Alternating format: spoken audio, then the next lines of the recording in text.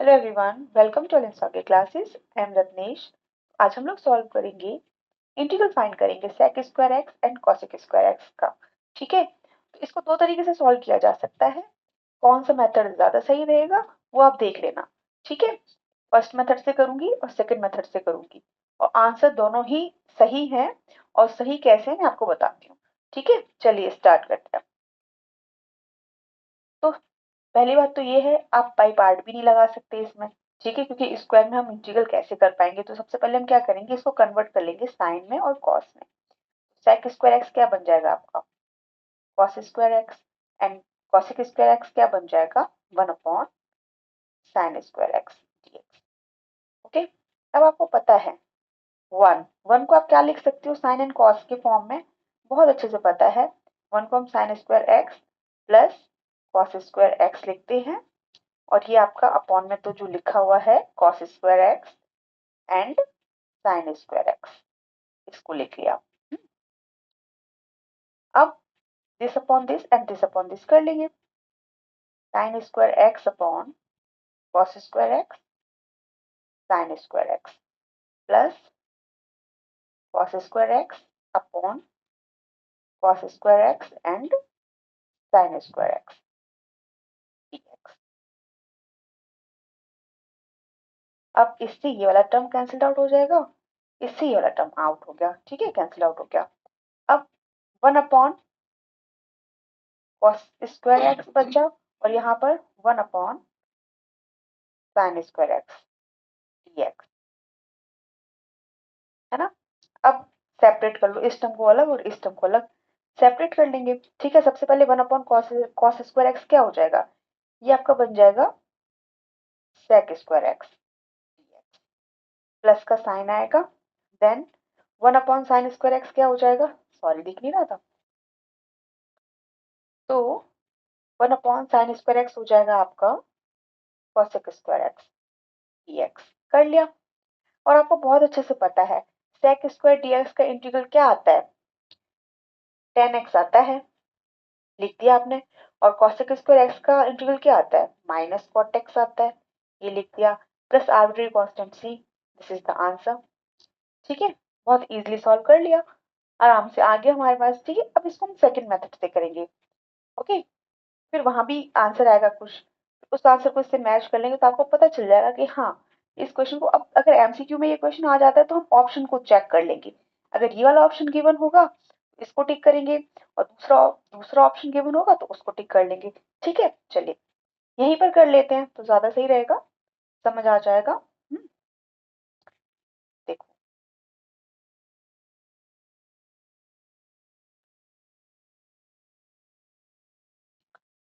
यहीं से करना स्टार्ट कर लेते हैं। ठीक है, क्वेश्चन तो ये लिखा हुआ है, सॉल्व करना स्टार्ट करते हैं सेकंड मेथड से। ये फर्स्ट हो गया और ये हम कर रहे हैं सेकंड मेथड से। तो जैसे कि यहाँ लिखा हुआ है 1 अपॉन, क्योंकि इसको हम डायरेक्टली सॉल्व नहीं कर सकते, हमने कन्वर्ट करना ही पड़ेगा साइन में और कॉस में इसको। ठीक है, तो हमने किया हुआ है। जैसे हमने कन्वर्ट किया हुआ है तो इसको हम लिख लेंगे sign square x cos square x dx। लिख लिया।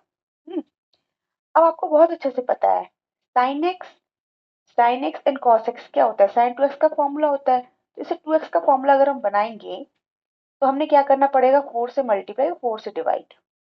4 से मल्टीप्लाई तो यहाँ लिखा हुआ है, 4 यहाँ लिख दिया, sign square x cos square x dx। अब आप क्या करोगे,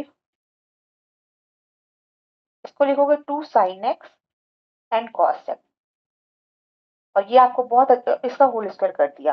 अगर होल स्क्वायर ओपन करोगे तो यही लिखा हुआ है आपके पास सामने। ठीक है, आपको पता चल गया। यस, ठीक है। अब ये फॉर्मूला कौन सा बन रहा है, ये वाला फॉर्मूला किसका बन रहा है, ये बन रहा है आपका, ये बन रहा है आपका साइन 2x का। स्क्वायर है तो साइन स्क्वायर 2x आ गया आपका, dx हो गया। ओके, अब आप क्या करोगे, और अब आपको पता है 1 अपॉन साइन स्क्वायर एक्स क्या हो जाएगा, ये तुम्हारा हो जाएगा कॉसेक स्क्वायर 2x dx। ठीक है, अब कॉसेक स्क्वायर एक्स, अब यहाँ सब्स्टिट्यूशन लग जाएगा। अब सब्स्टिट्यूट तो हम यहाँ स्टेप बाय स्टेप नहीं करेंगे, लेकिन हमको पता है बहुत अच्छे से, क्या पता है, जो भी टर्म यहाँ एक्स्ट्रा होता है एंगल के साथ वो डिवाइड में आता है इंटीग्रेशन में।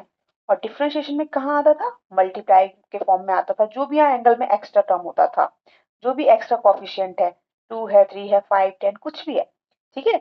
इंटीग्रेशन में जैसे ही 2 लिखा हुआ तो ये अपॉन में आ जाएगा, और अगर डिफरेंशिएशन करते थे तो यहाँ मल्टीप्लाई में आता था। तो सबसे पहले तो आपको पता ही है कॉसिक स्क्वायर एक्स का इंटीग्रल क्या होता है, माइनस कॉट 2x हो जाएगा। अब 2 एक्स्ट्रा है, एक्स एक्स के साथ जो कॉफिशिएंट एक्स्ट्रा है वो अपॉन में आता है, हमने लिख लिया, ठीक है। यहाँ मैंने मल्टीप्लाई का साइन, प्लस सी, 2 से 4 कैंसिल आउट हो गया। तो ये आपके पास आ गया, क्या हो गया ये, 2 माइनस का साइन आगे लिख लेते हैं, cos 2x, सॉरी cos क्या लिखे, कॉट आएगा, कॉट कॉट बोला था मैंने, लिख गई हूँ मैं cos, ठीक है। ये हो गया हमारा -2 cot 2x, 2 से 2 कैंसिल आउट हो गया, ये आ गया। अब अगर आपका एमसीक्यू में आंसर ये वाला सही है तो आप ये टिक करोगे, ठीक है।